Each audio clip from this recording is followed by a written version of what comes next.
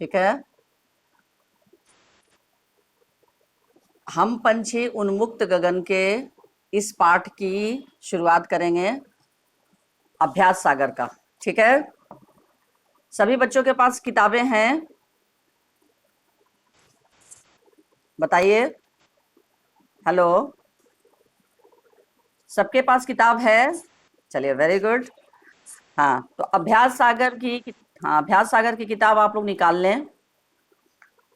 और इसका पहला जो पाठ है, पहला पाठ हम पंछी उन्मुक्त गगन के, सबके पास है ना? हेलो, हाँ, पाठ को खोल लीजिए, किताब निकालिए और हाथ में पेंसिल, सबके हाथ में पेंसिल होनी चाहिए और इरेजर होना चाहिए। ठीक है, चलिए पेंसिल और इरेजर आप लोग लेकर बैठिए और जहां जैसे इसको बनाना है मैं बोल रही हूं उसको आप लोग बनाते चलिए।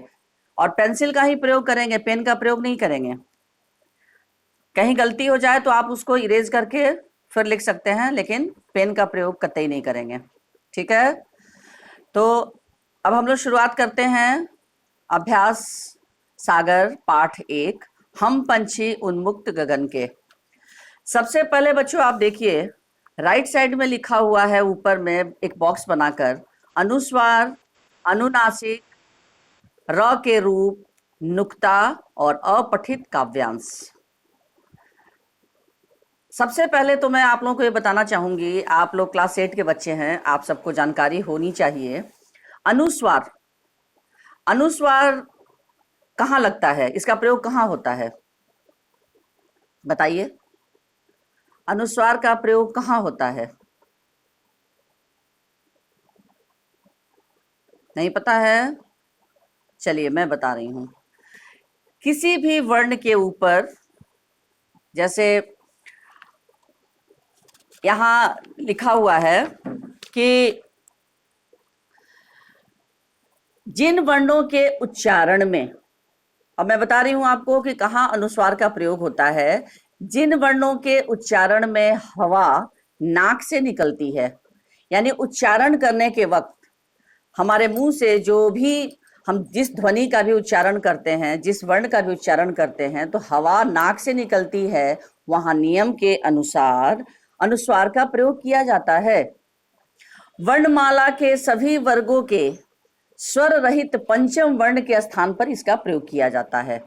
सभी वर्गों के स्वर रहित पंचम वर्ण के स्थान पर, यानी ऐसे वर्ण जिसमें स्वर न हो। स्वर रहित का अर्थ होता है ऐसे वर्ण जिसमें स्वर न हो, तो वहीं पर स्वर रहित पंचम वर्ण के स्थान पर इसका प्रयोग किया जाता है। जिन वर्णों के उच्चारण में हवा नाक व मुंह दोनों से निकलती है, यानी बहुत ऐसे वर्ण हैं जिनके उच्चारण के लिए हमें हमारे मुंह से और नाक से दोनों जगह से हवा निकलती है, वहां अनुनासिक हम कहते हैं चंद्र बिंदु को। ठीक है, वहां अनुनासिक का प्रयोग किया जाता है। अभी मैंने कहा माइक ऑफ करने के लिए, मैंने चैट बॉक्स में भेजा भी है मैसेज आप लोगों को। मैं सभी बच्चों को म्यूट नहीं कर रही हूं, लेकिन आप लोग खुद अपने आप को म्यूट करें। यदि कुछ पूछना हो तो उस समय अनम्यूट करें, डिस्टर्ब ना करें। तो जिन वर्णों के उच्चारण में हवा नाक व मुंह दोनों से निकलती है, वहां अनुनासिक का प्रयोग किया जाता है, सिंपल अनुनासिक यानी चंद्रबिंदु। और जिन वर्णों के उच्चारण में हवा सिर्फ नाक से निकलती है, वहां अनुस्वार का प्रयोग किया जाता है। ये दो चीज आप लोग याद रखेंगे। अब देखिए, सबसे पहले र के भी बहुत सारे रूप हैं। ये तो हो गया अनुस्वार और अनुनासिक की बातें। अब है र के रूप। र के रूप, एक तो र हम लोग लिखते हैं, पूरा र लिखते हैं, उसके बाद रेफ के रूप में लिखते हैं ना बच्चों। फिर पदेन र, यानी किसी भी वर्ण के नीचे जो तिरछी लकीर होती है उसके पैर के नीचे होने के कारण उसे हम पदेन कहते हैं। पद यानी पैर, और पद के पैर के नीचे होने के कारण उसे हम कहते हैं पदेन र। ठीक है, तो इस तरह से रेफ। उसके बाद हंस पद के रूप में भी होता है।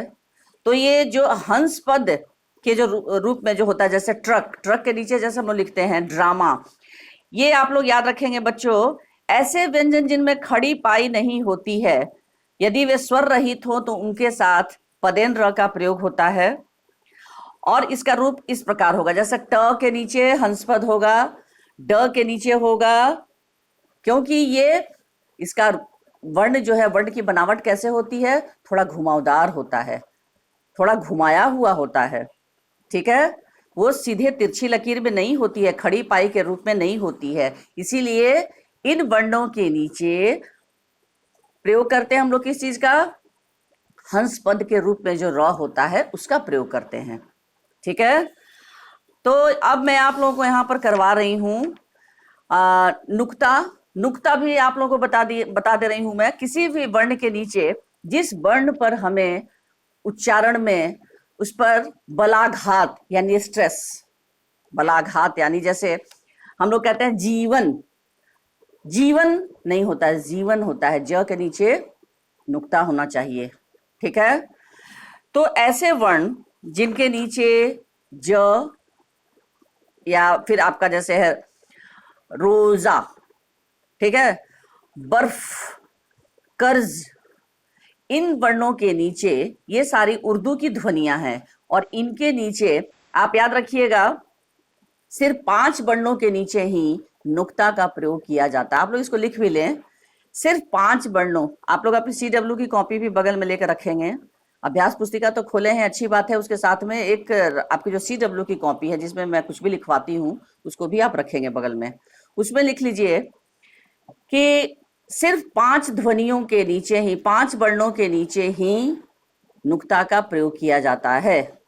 और वे 5 वर्ण कौन कौन है, क लिख लीजिए, क ख ग ज और फ। सिर्फ इन 5 वर्णों के नीचे ही नुक्ता का प्रयोग किया जाता है। नोट कर लीजिए, क ख ग ज और फ, क ख ग ज और फ। इन 5 वर्णों के नीचे ही बच्चों नुक्ता का प्रयोग किया जाता है, बाकी किसी वर्ण के नीचे नहीं। समझ में आई बात मेरी? हेलो हेलो, हाँ हाँ, तो ठीक है, वेरी गुड। ये 5 वर्ण के नीचे ही। चलिए, तो अब हम लोग फिर शुरू करते हैं। और फिर है अपठित काव्यांश। अपठित का अर्थ होता है क्या, बताइए, अपठित का क्या अर्थ होता है? हाँ, ये अभी किसी बच्चे ने लिख रहा है चैट बॉक्स में क ख ग ज फ। मैं तो 5 वर्ण बता ही रही हूं, इसका मतलब तुमने ध्यान से नहीं सुना। अभी चैट बॉक्स में मुझे जो लिखकर भेज रहे हो, मैंने 5 वर्ण का नाम लिया जिसके नीचे नुक्ता का प्रयोग होता है, मैंने ग वर्ण को नहीं छोड़ा है। क ख ग ज फ।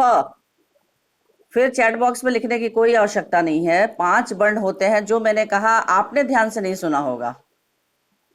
ठीक है, लिसन केयरफुली। अपठित काव्यांश यानी अपठित का क्या अर्थ होता है, बताइए? अपठित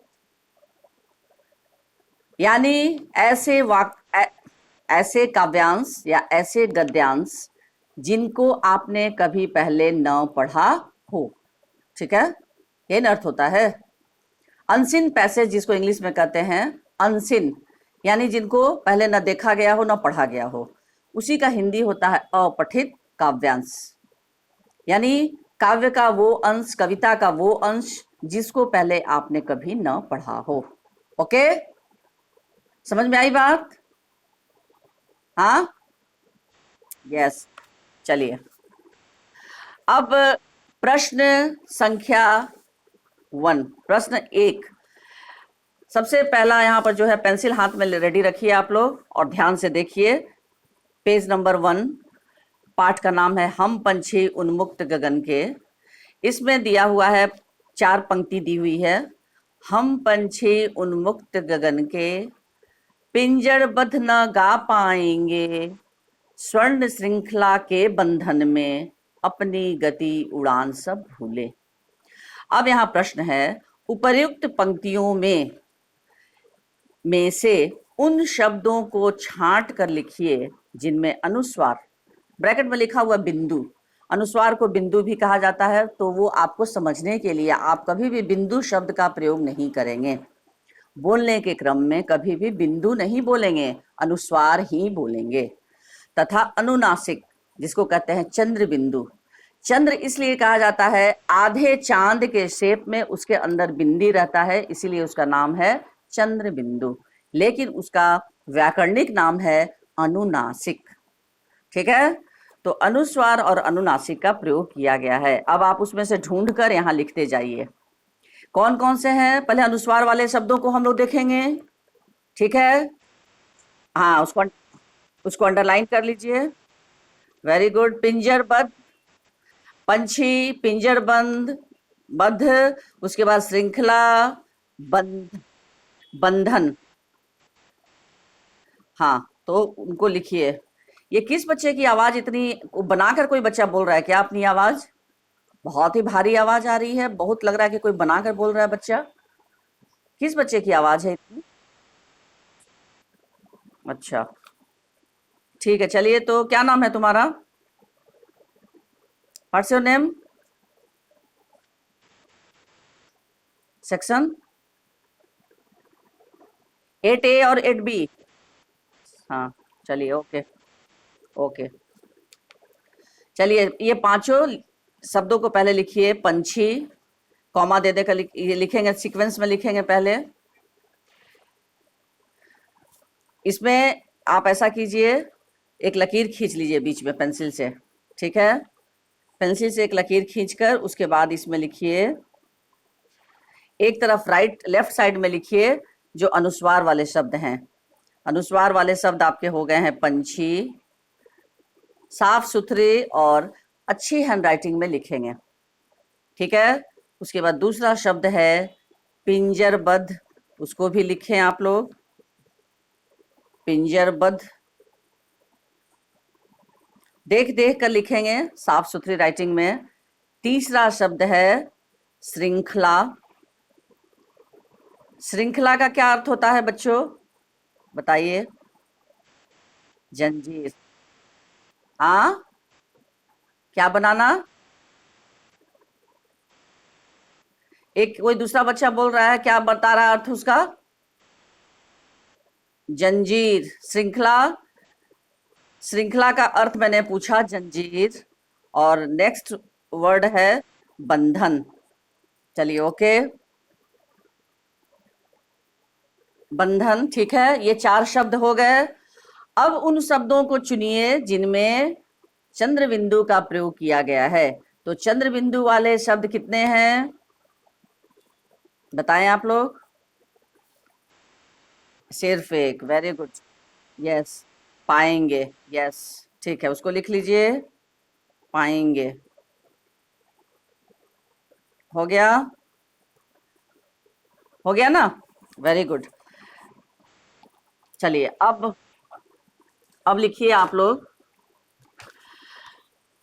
इतना हो गया। क्वेश्चन नंबर 2 पर अब हम लोग आते हैं।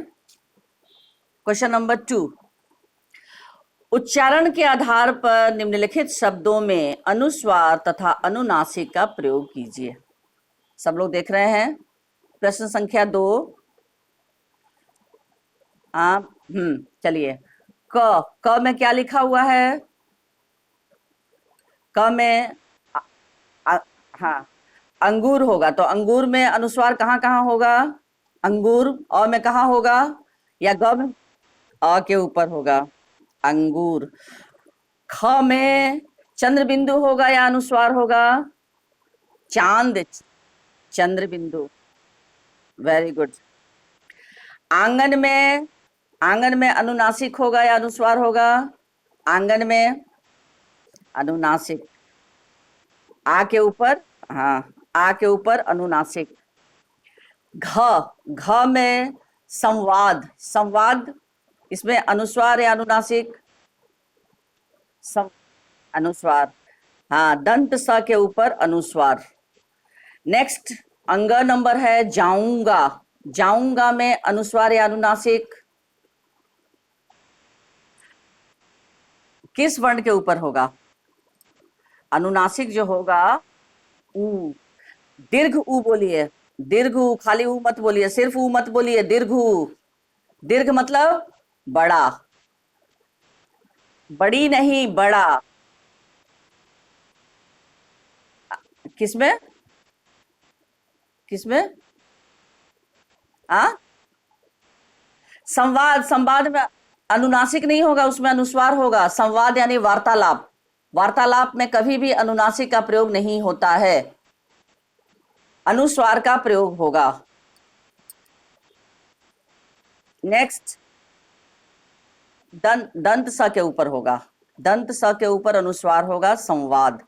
ये अनुस्वार होगा लेकिन इसका उच्चारण हम करेंगे तो म होगा, संवाद, म के रूप में होगा। नेक्स्ट है भावनाएं।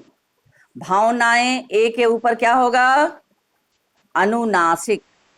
हाँ, भावनाएं।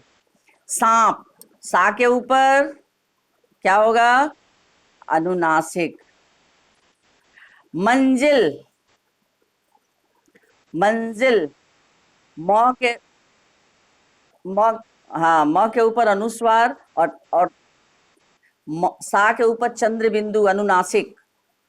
सांप, अनुनासिक। और मंजिल, ज के नीचे देखिए नुक्ता दिया हुआ है ना बच्चों, तो इसको हम क्या, इसका इसका उच्चारण हम करेंगे मंजिल। ठीक है, और अगर ये नुक्ता नहीं रहता तो हम इसको पढ़ते मंजिल।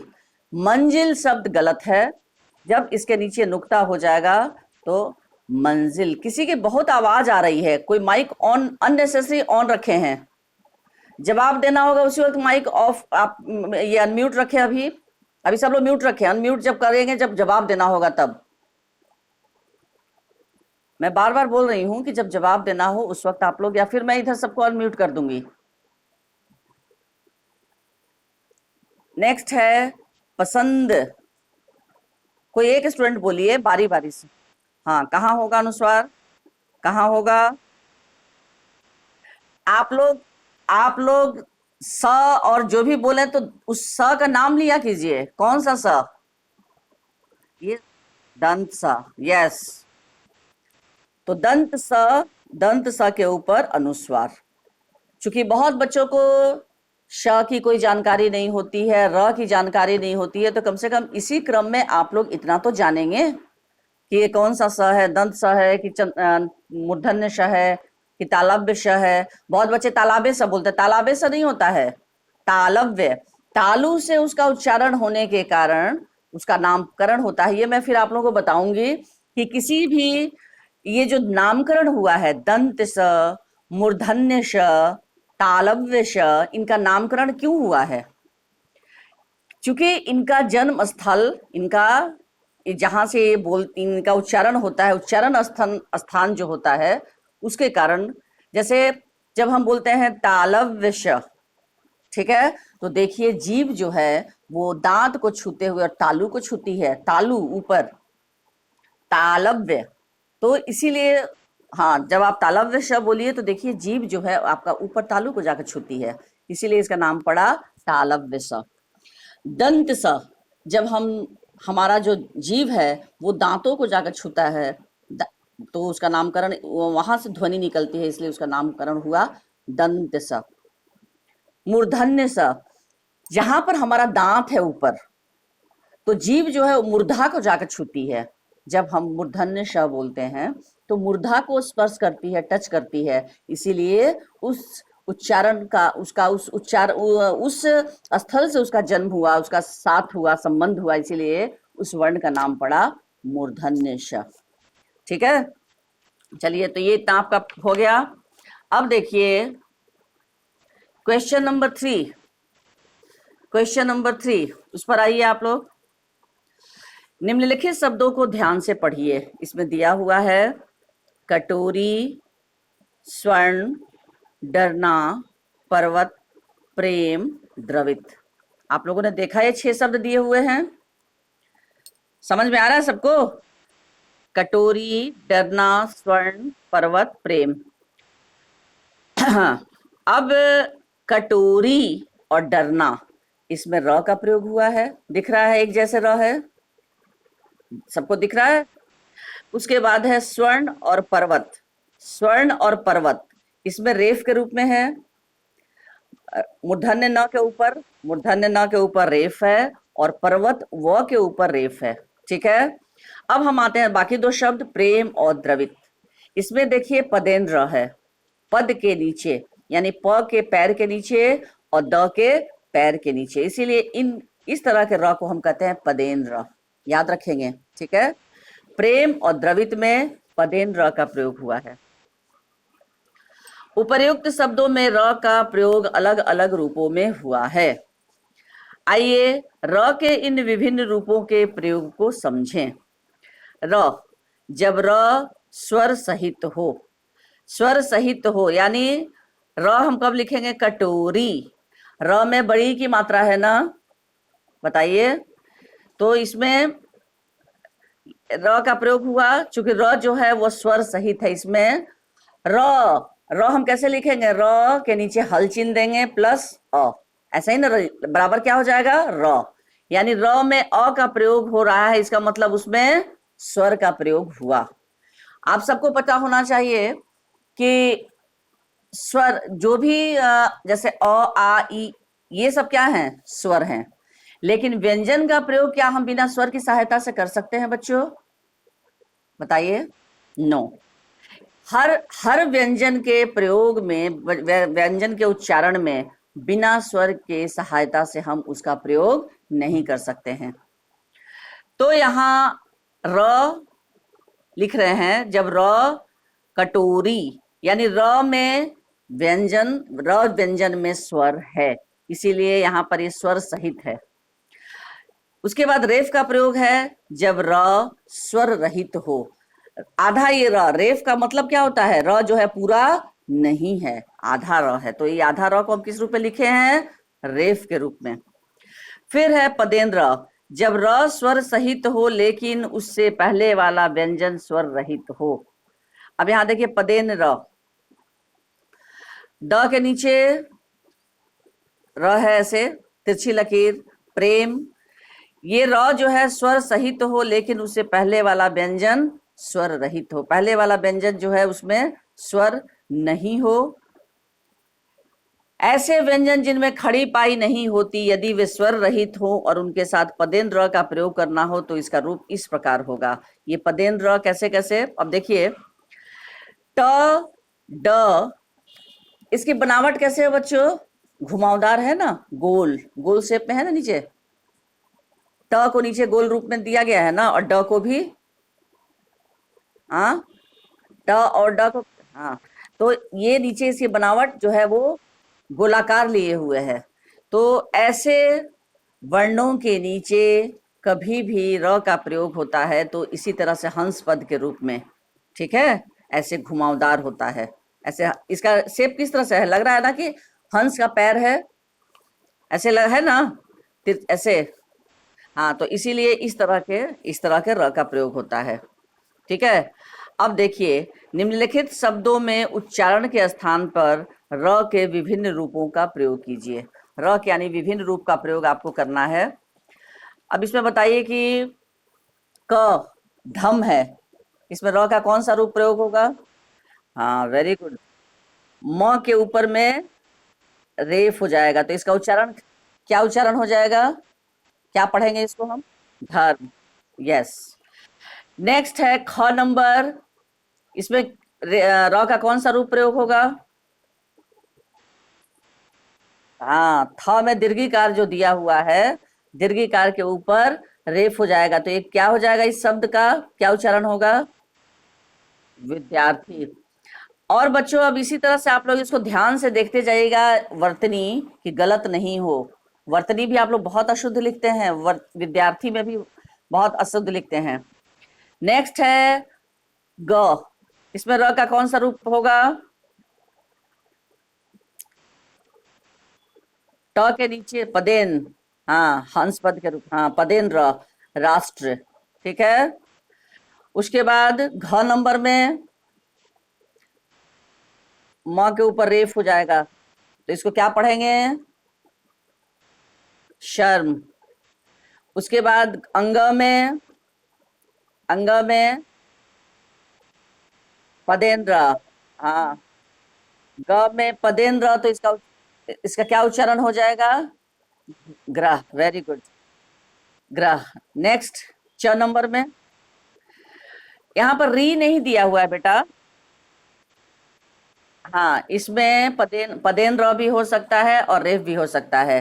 तो चलिए इसमें आप लोग इसको म के ऊपर रेफ ही बनाइए, कर्म हो जाएगा। या क के नीचे यदि पदेन र देते हैं, चलिए पदेन र ही लिखिए, क्रम हो जाएगा।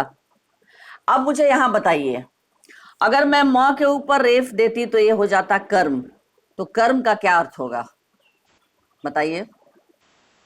कर्म यानी काम, यस। और अब मैंने क के नीचे पदेन र दिया है, तो इसका उच्चारण हो गया, क्या उच्चारण हो गया? क्रम। हाँ, क्रम। तो क्रम इसका उच्चारण हो गया, तो फिर क्या ये बनेगा? इसका क्रम का क्या फिर अर्थ होता है? आ क्रम, क्रम यानी पंक्तिबद्ध, क्रम यानी पंक्तिबद्ध, सीक्वेंस, जिसको इंग्लिश में सीक्वेंस कहते हैं।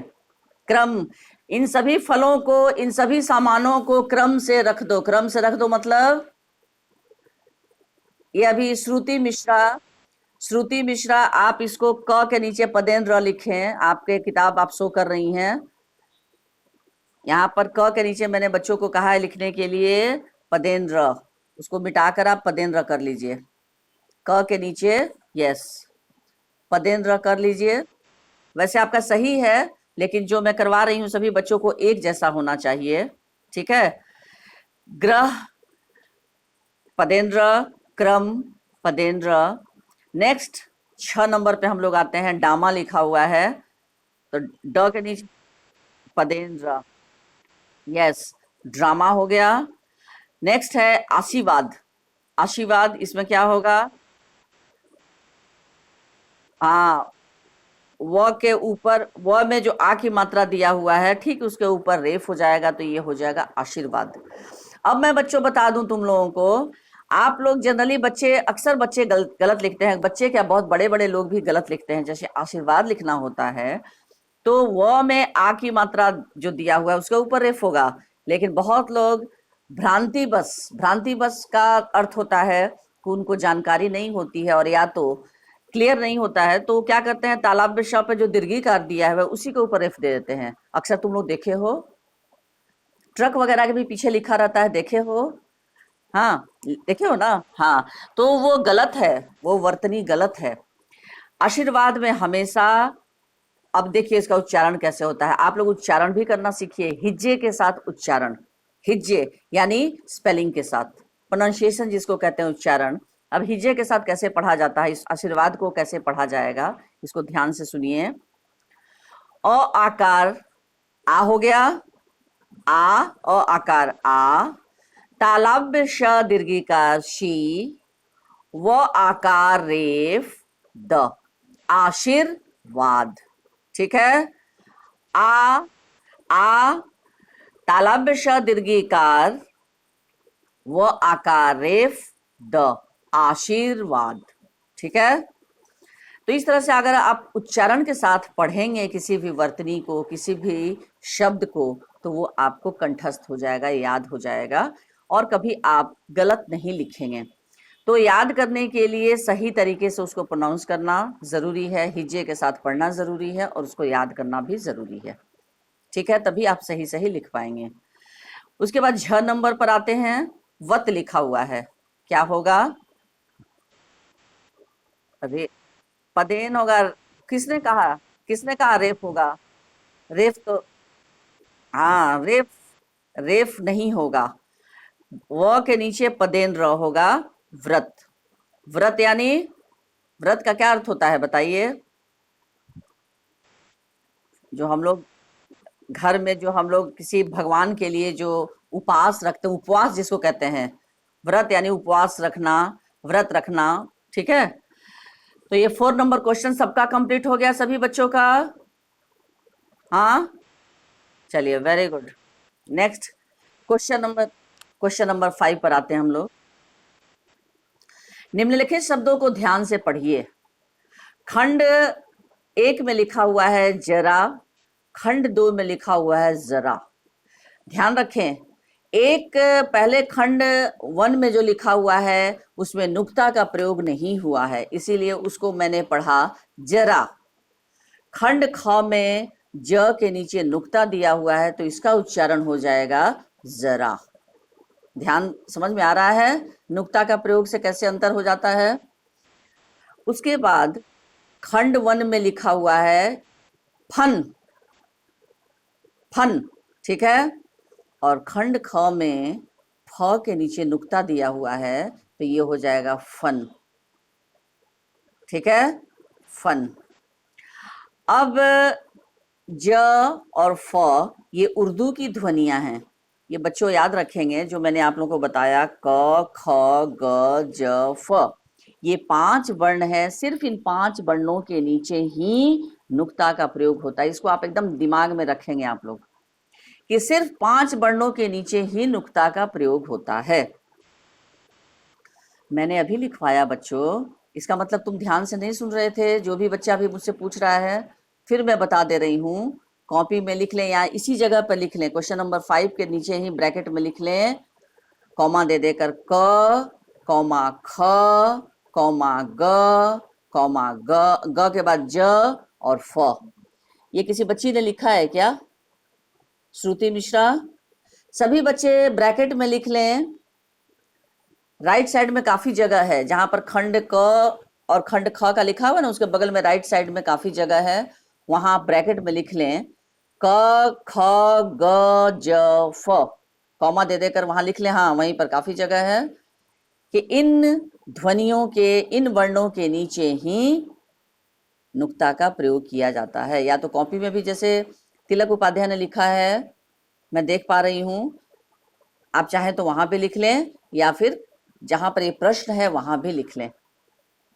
चलिए, वैसे अच्छा रहेगा जहां पर ये किताब में प्रश्न दिया है, तिलक तुम भी लिख लो बेटा वहीं पे जहां पर ये लिखा हुआ है। हाँ हाँ, लिख लो ताकि जब भी किताब खोलोगे तो ये दिमाग में रहेगा, ये देखकर याद आ जाएगा तुरंत तुम लोग को कि क ख ग ज फ इन 5 वर्णों के नीचे ही नुक्ता का प्रयोग किया जाता है, अन्य वर्णों के नीचे नहीं।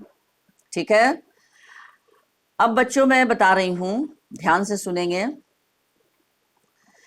सब ये एक नुक्ता से ही अर्थ बदल जाता है। जैसे मैं आप लोगों को बता रही हूं, अनुस्वार चिता, चिता में अनुस्वार नहीं होता है ना बच्चों, च ह्रस्वीकार और त आकार होता है चिता।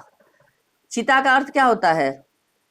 जिस लकड़ी का वो ढेर जिस पर डेड बॉडी को, शव को रखकर जला दिया जाता है, उसको चिता कहते हैं ना। हाँ, लेकिन उस चिता च हर्षिकार के ऊपर सिर्फ एक हम अनुस्वार बिठा देते हैं तो वो क्या बन जाता है? चिंता। एक अनुस्वार के प्रयोग से चिता चिंता बन जाती है और चिंता चिता बन जाती है बच्चों, अर्थ का पूरा अर्थ परिवर्तित हो जाता है। ठीक इसी तरह अब ज और फ में नीचे नुक्ता लगा है तो इससे शब्द का अर्थ बिल्कुल बदल जाता है। जैसे जरा, तो जरा जिसके नीचे अनुस्वार का, नुक्ता का प्रयोग नहीं हुआ है, उस जरा का अर्थ होता है बुढ़ापा और जरा का अर्थ होता है थोड़ा। क्या लिख रहा है बच्चा, ये क्या लिखी है? हाँ, ठीक है। चलिए अब क्वेश्चन नंबर 6 कीजिए आप लोग। क्वेश्चन नंबर 6, निम्नलिखित शब्दों में उचित स्थान पर नुक्ता लगाइए। क नंबर में क्या, कहां पर लगेगा बताइए? ज के नीचे। हाँ, जरा। गज में ज के नीचे। हाँ, फिल्म, फिल्म, फिल्म में फ के नीचे। यस। अंग्रेज में ज के नीचे। हाँ, जुल्म, जुल्म, जुल्म ज के नीचे। हाँ, दर्जी ज के नीचे। बर्फ फ के नीचे। हाँ, रोजा, रोजा ज के नीचे। शराफत फ के नीचे। हाँ, फिर फर्क, फ के नीचे यस, कर्ज, ज के नीचे हाँ, इज्जत, इज्जत में किस ज में आधा, हाँ। अच्छा, अब मुझे ये बताइए कि ये आधा ज और पूरा ज दिया हुआ है, इसका उच्चारण हम कैसे करते हैं, कैसे करेंगे बताइए? वो मैं नहीं बोल रही, आधा ज और ज, पूरा ज, इसको कैसे पढ़ेंगे, इसको क्या कहेंगे, आधा ज और पूरा ज? नहीं बच्चों, मैं जो बोल रही हूँ आप नहीं समझ रहे हैं। ज ज संयुक्त कहा जाता है, ज ज संयुक्त, ध्यान से सुनो पहले, लिसन केयरफुली। ज ज संयुक्त कहा जाता है, ज ज संयुक्त, यानी कोई भी वर्ण को जब संयुक्त कहा जाता है, इसका मतलब पहला वर्ण आधा होता है, दूसरा वर्ण पूरा होता है। तो इस तरह के वर्णों को जहां एक आधा हो और एक पूरा हो, वहां उसको संयुक्त शब्द का प्रयोग किया जाता है। तो इसका उच्चारण हम करेंगे हर्ष ई, हर्ष ई मतलब छोटी ई। और छोटी ई बड़ी नहीं कहा जाता है बच्चों, ध्यान रखोगे तुम लोग, बहुत सारी चीजों का तुम लोग गलत प्रयोग करते हो। छोटी ई नहीं कहा जाता है, क्या कहा जाएगा, हर्ष ई। हर्ष मतलब छोटा, हर्ष, यहाँ बेटा ये हर्षई भी नहीं कहा जाएगा, हर्षई का मतलब हर्षिकार हो जाएगा, छोटी ई की मात्रा, यहाँ हर्ष ई कहा जाएगा, हर्ष ई मतलब छोटी ई, ठीक है। और इसके बाद एक आधा ज है, हाँ, एक आधा ज है और एक बड़ा ज, इसको हम पढ़ेंगे ज ज संयुक्त, ठीक है। और त, अब मान लीजिए मैं आप लोगों को कुछ लिखवाऊंगी और उस समय मैं इज्जत बोलूंगी, इज्जत शब्द, और उस समय मैं कहूंगी कि चलो बच्चों इसकी वर्तनी लिखो, हर्ष ई ज ज संयुक्त। तो ज ज संयुक्त सुनकर फिर आप लोग सोचेंगे कि ज ज संयुक्त क्या है। ज ज संयुक्त का मतलब एक पहला वर्ण आधा और दूसरा वर्ण पूरा, यानी आधा और पूरा मिलकर इसका उच्चारण हम कहेंगे ज ज संयुक्त। वहां जैसे संयुक्त कहा जाएगा आप तुरंत समझ जाएंगे कि कहीं भी पहला जो है वो आधा होगा वर्ण, दूसरा जो है वो पूरा होगा, और उसके बाद त, तो इज्जत, ठीक है। अब क्वेश्चन नंबर 7 देखिए ध्यान से। निम्नलिखित काव्यांश को पढ़कर दिए गए प्रश्नों के उत्तर लिखिए। ये ऐसा पद्यांश है जिसको अपठित पद्यांश